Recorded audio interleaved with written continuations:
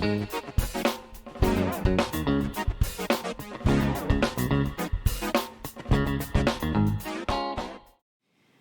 and welcome to Take a Beat. My name is Tirza and I'm the digital I'm going to pastor. behave.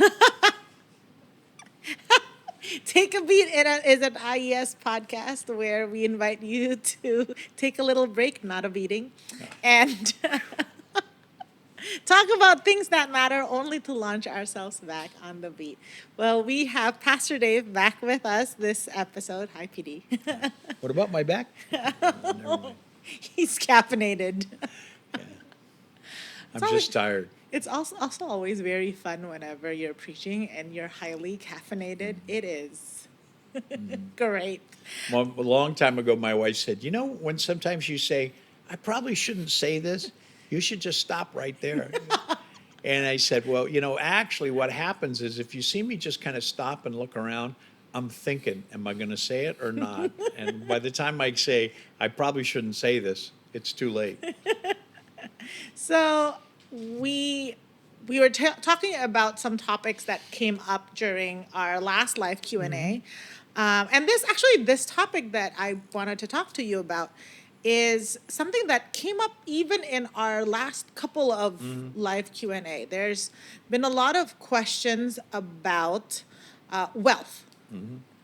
And I'm not I'm not unfamiliar with people thinking, oh, IES is a rich church, which I don't know. Well, anyway, If you read the first three chapters of Revelation, it's not a good thing to think you're a rich church. yes. So there has been questions about favoritism, like the church treats people who are rich differently compared to people who aren't, or the rich gets privilege more than. So, can we talk about that? Sure. What are your thoughts about some of these questions? Okay, so let me say that this is going to be kind of an abridged version because I'm going to preach a sermon probably in January about this. Yeah. Because it is kind of an interesting, and let me say that interestingly enough, this has become a bigger topic more recently than it was in the early days. And the reason is because now more people that are in the church don't know other people in the church. So like when we had 200 people in the church, everybody knew everybody, and everybody pretty much had money or didn't have money or whatever. And it wasn't an issue because they knew them. Yeah. Now the perception is based on reputation, or what was mentioned several times, what kind of bags they carry, or stuff like that. And I think it's worth having a discussion about. Yeah. And the first thing I want to say is that it's not a bad thing to have this discussion. Yeah. Because it's a big issue in the world. And we want to make sure that we don't ever find ourselves in a place where there's something that we can't talk about because it's too sensitive. Yeah. That's not, that God is certainly not afraid of our questions, and his church, his people shouldn't be afraid. Yeah. And so, it's a good question. The first thing I want to answer about it is this. IES doesn't actually recruit people. Yeah. And when I say that, we want to invite people to the church and things like that, but we don't specifically we should try and get this person to join this or that because they're influential or they're wealthy or they're articulate or all of those kind of things like that. We just don't do that. Yeah. And we don't have any kind of filtering system. Yeah. And so I can attest to that. Yeah. I am in charge of the database. We do not filter based on. Yeah. I actually don't have any of that. And so there's an age-old problem. In the book of James talks about don't save special seats for people who have money. Yeah. Because when you do that, you're differentiating between people. And it's a problem that's been alive for 2,000 years. And we're more than happy to challenge that, and we're more than happy to learn from that, and we're more than happy to explain and answer questions, and to always ask ourselves to make sure that we don't kind of fall into that. In the early church, almost every time it gives a list of people, one of the things that you'll discover is that there's like somebody famous or something like that that's a part of this group. Yeah. Whether it's the seven Jewish, Greek Jew guys who are in charge of getting all the money spread around, yeah. or whether it's the group who are elders in Antioch, the guy who's raised with Herod, and the lady whose husband is like the CFO of Herod, and all that. Yeah. And so it's something that's been an issue in the church all along. And so anyway, I would just say, yeah, it's worth discussing, but there are issues there. Yeah. I've never ever heard anybody say to me, Pastor Dave, we've got a lot of people that don't have a lot in our church. Can we get rid of them? Never, ever. Yeah. But I have had people tell me, well, there are people in IES who are people who have a lot, and somehow as if that's bad. So I wanted to ask that question. In biblically, is it bad to be wealthy? Because there are some people who say, oh, it's bad that you're wealthy. If you're wealthy or if you're a billionaire or whatever, you have to give away everything to save Okay, the world. so one of the things that's really interesting about the New Testament, when you read about the New Testament, read the book of Acts, read all the other books, is that the New Testament uniquely, maybe perhaps in our world, did not consider money as a good or a bad thing. It's just a thing. In other words, it's a tool. And it's a tool that can be used well or it can be used badly. So there are a lot of places in the New Testament where rich people are told, this is how you need to act and this is how you need to behave. And there's also a lot of places in the New Testament where people who have nothing, who are literally slaves, that's a definition of slave. You don't have anything, right? And they're also told how they're behaved. Yeah, you don't even own yourself. And this is what I keep coming back to is in the early church, and remember, we're not talking about the building or anything else like that. For the first 300 or 400 years, there were no buildings. They met in homes and everything else. And it was not at all unlikely that if you were in a church, there might be, let's say there's a group of people that meet in one home and they eat in 2 or 3 shifts because the rooms where they can eat are small. And it's a pretty good chance that somebody in that group owns some of the other members. Yeah. It's not that they work for them. It can be awkward, like you go to church with your boss. It's not boss. This is like they own you. Yeah. They can sell you into slavery. And so that dynamic is just, really, really weird. During the first century, for the most part, most people had really almost nothing. So in the Mediterranean world, maybe not as much in the area of Judea and Samaria, of course, the Samaritans, but Judea and Galilee, slavery, because most people there were Jews, there wasn't as much slavery in that context. But for the most part, 20 to 25% of the people in Greece and Rome and Asia Minor were slaves. Like it wasn't just like there's 10 people in the room and one of them is a slave. If there's 10 people in the room, 4 of them are slaves. Yeah. Right?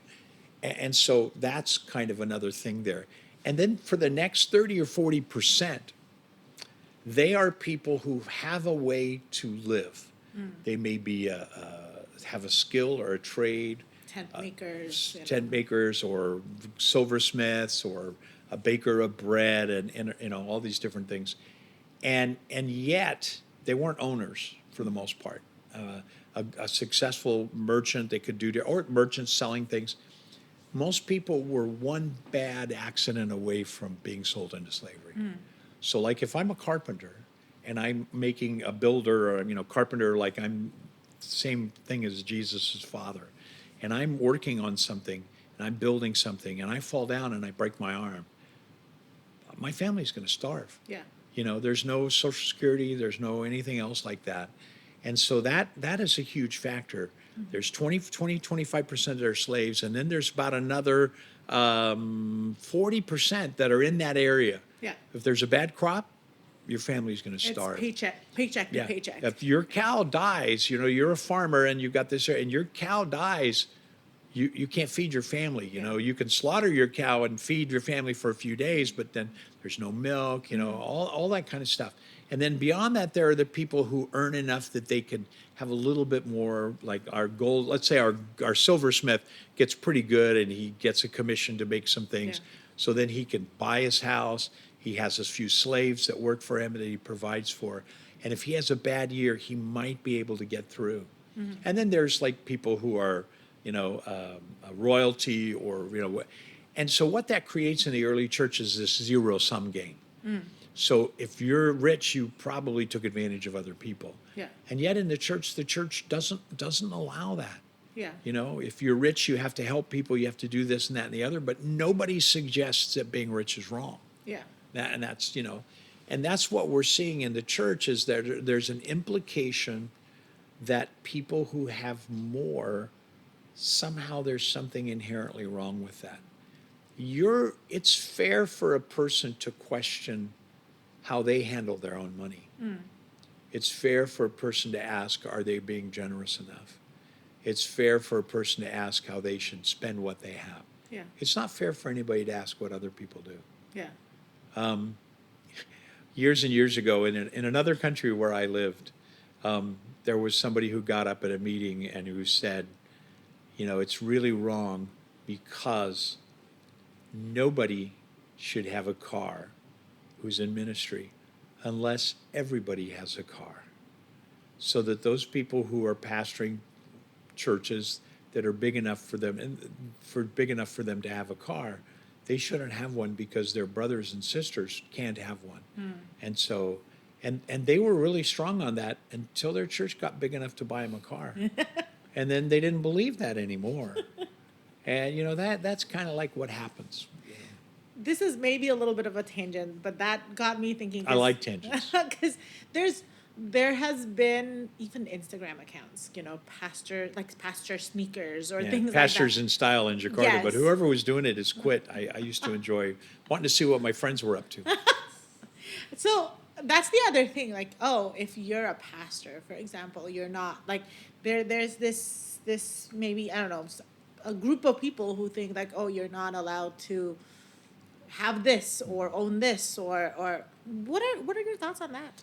Well, I have multiple thoughts on it. First of all, let me say that I used to watch the Pastors in Style thing all the time, and what amazed me was what bad taste so many of those guys have. Because, here's so-and-so in his, such and such a shirt from so-and-so. That's like 500 pounds. And I'm thinking, that's one ugly shirt, And so that's one of the things I think. You can't buy style. Yeah, that's true. And you're talking to a guy whose life dramatically changed when I got married, because prior to that, people thought I was colorblind the way I picked clothes and stuff. Well, you wear the same black shoes, black socks, black pants, black shirt. Yeah, I have like 20 pairs of black socks, and Doris Rhodey is very happy. That's right. So the first thing that needs to be realized is, for instance, the GSJ, the Assemblies of God of Indonesia, has 2,400 churches. When COVID came along, it was determined that about 900 pastors didn't have enough in their church for them to be able to really survive. Yeah. And so the whole organization, and IES was a part of it, the whole organization helped them, which is fabulous. So there may be one or two, I'm just talking about GSJ. Yeah. There may be one or two GSJ pastors whose churches are big enough for them to have nice clothes and nice watches and all those. For every one of those, there's like 100 who don't. Your parents were pastors, you know what I'm saying. Yeah. Most people in the ministry don't make a lot of money. And many people in the ministry work other jobs so that they can feed their families. That was my family. Yeah, exactly. And so in the first place, that's kind of rough. And so we shouldn't be looking at other people and judging what they do. We should be looking at ourselves and saying, what do I do with what I have? Greed is a problem. You can't serve God or mammon, but there are as many people who have nothing who are greedy as people who have everything. Yeah. And the fact that you have a lot doesn't mean you got it by being greedy. So it's a kind of a complicated thing. I think also the verse where it says, the root of all evil is the love of money. Yeah. But I think a lot of people have understood that to be money. No, it's the love of money. It's really clear. And because you can love money even when you don't have any. Exactly. And not only that, if we look at that verse and we kind of pay attention to how it goes, the best way probably to interpret that is that the love of money is the root of all kinds of evil. And so it really corrupts in a whole bunch of different ways. Yeah. So people are upset with other people that they don't even know because those people have things that they want, and all that kind of stuff. And do I think that Christians need to consider other people and the way they handle their assets? Sure. They need to, whatever you have, whether it's talent, whether it's ability, whether it's education, you always have to think about other people. I'm not saying that at all. But you think about other people, but you can't force others to think the way you want to. Yeah. It's something that really needs to come from the heart, and it is just kind of weird because a lot of it is based on reputation and things like that, and how prominent or not prominent somebody is, and socially and in other ways. So I actually personally received this question once, and maybe because I'm in charge of the database, and so I know a lot of our life groups and things like that. And someone approached me and said, "Oh, I want to be part of a life group, but I don't feel comfortable because all of these people are rich, and I wouldn't belong." Yeah. And so, how would you respond to that? Because I honestly, at that point, I was like, how do I explain this? Okay, well, let me go through a couple of things. Number one, if you have a house where you can welcome 30 people, you've got to have a big house. So we could say, okay, no life groups at big houses and no life groups more than 6 people. But we don't want to do that because we don't think that having a big house is bad. Yeah. And look, to open your house for strangers to walk in, is there a more generous move? I remember one time, a long time ago, there was a guy in one of the life groups. So that life group doesn't exist anymore, but it was a great life group. And he said this, and I really thought it was powerful. He said, I can have a business meeting every night of the week. I can contact people, and they will come and meet me to do business.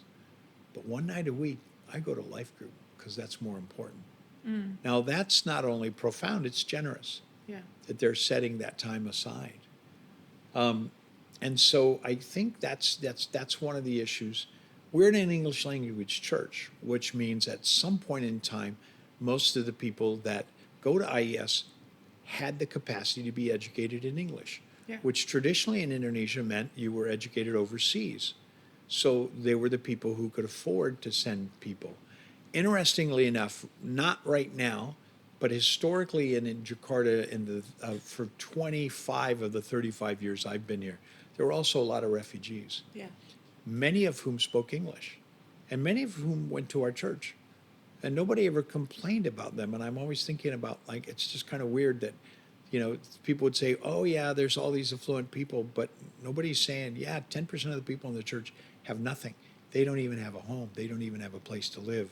They don't have a country that will take them. That's kind of an interesting thing to me, too.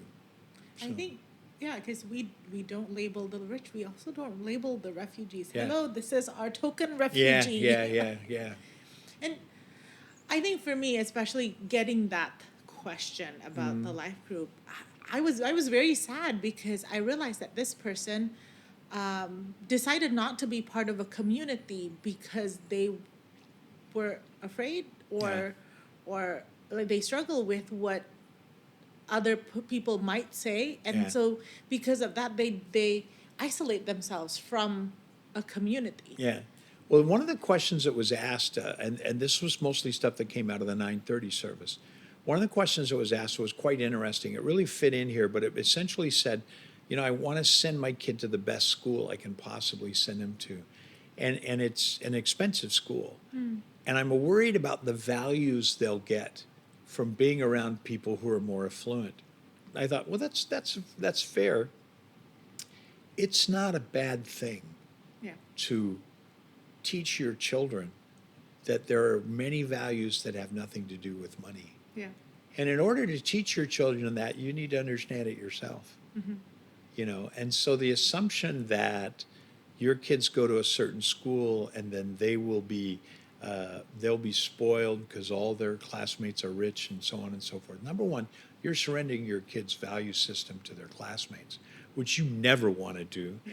And number two, you're assuming that people of certain levels of affluence have different kinds of moralities. And Yeah. in my opinion, I just don't see that.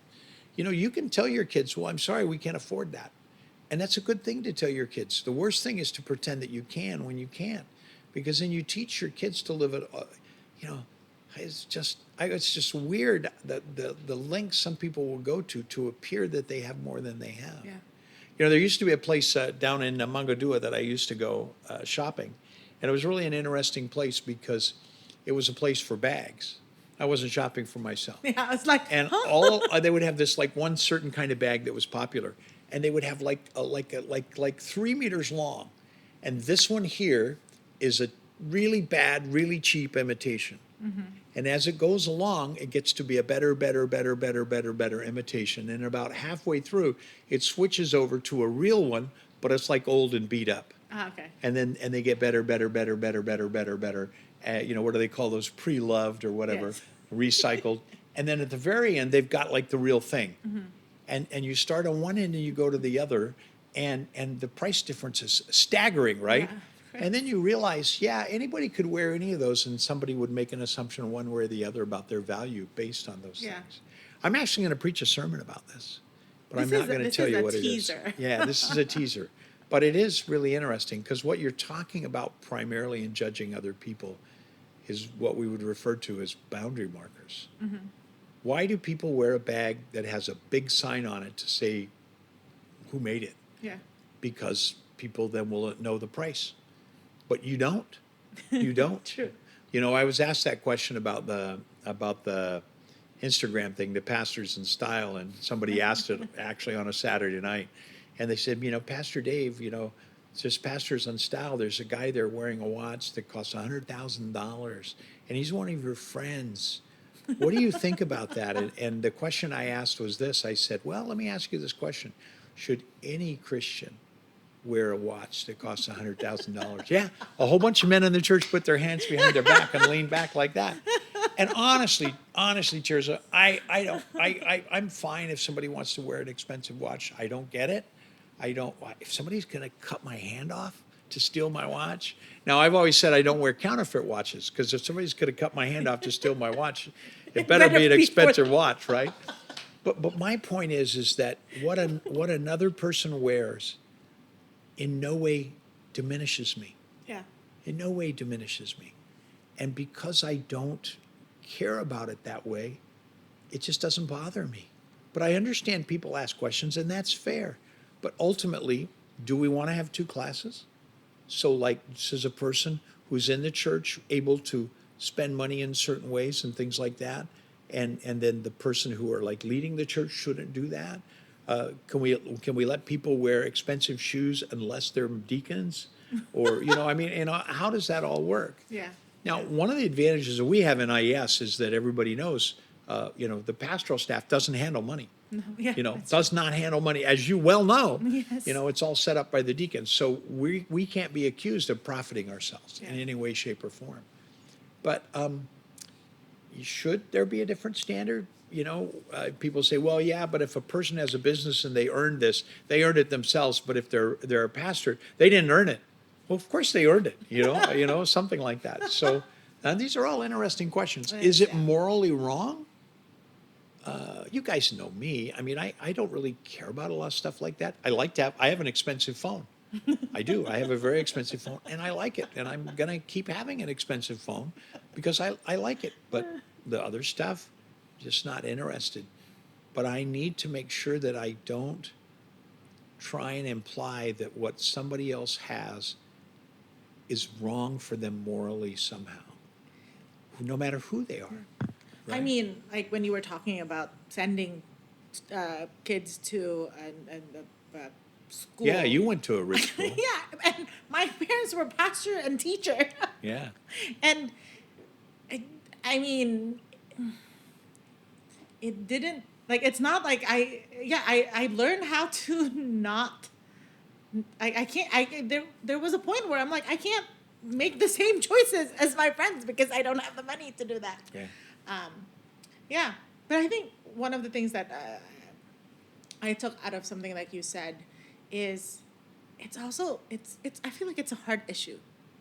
Yeah, that's Because- exactly what I was going to say.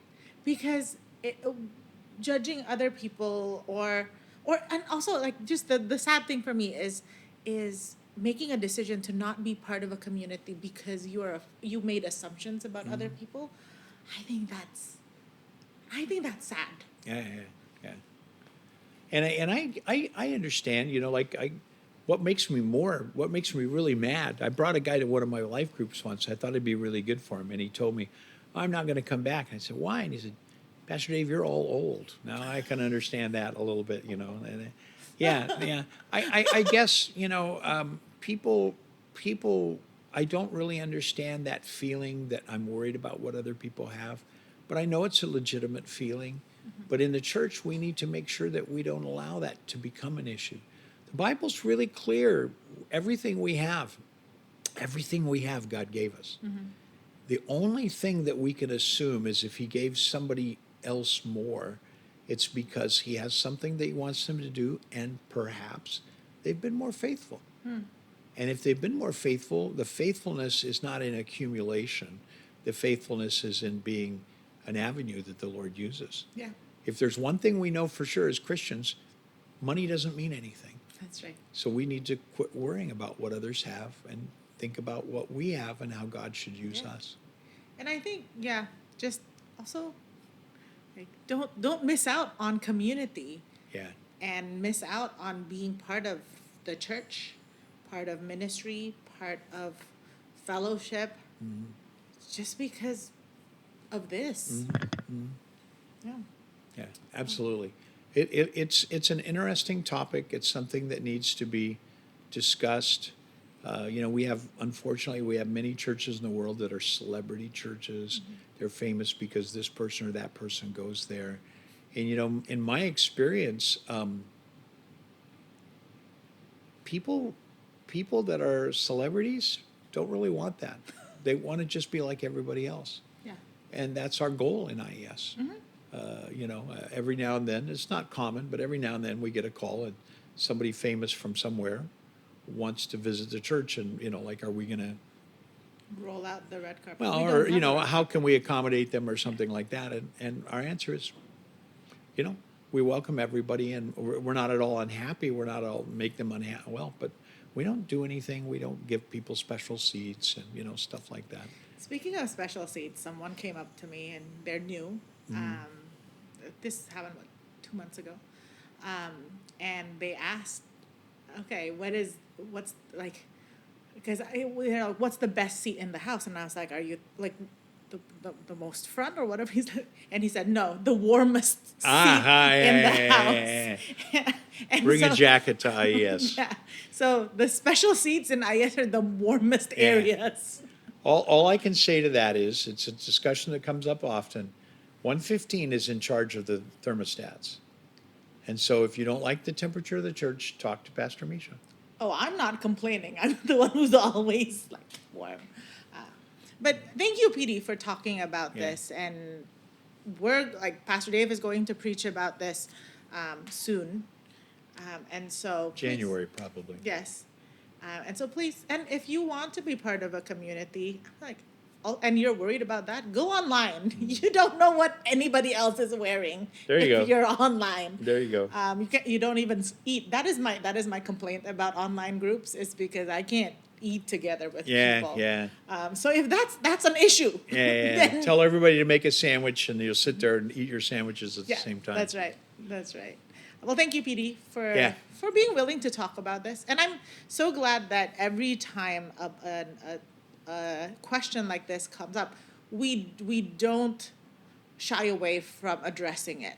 They're fair questions, and then sometimes people ask them who aren't really part of IES yet, and they've not seen how much we don't care about stuff like that. Yeah, We don't care where you've been. we only care where you're going. That's That's right. right. Well, thank you, PD. Thank you so much for joining us. We will see you next week for another episode of Take a Beat, so Yeah. don't miss a beat.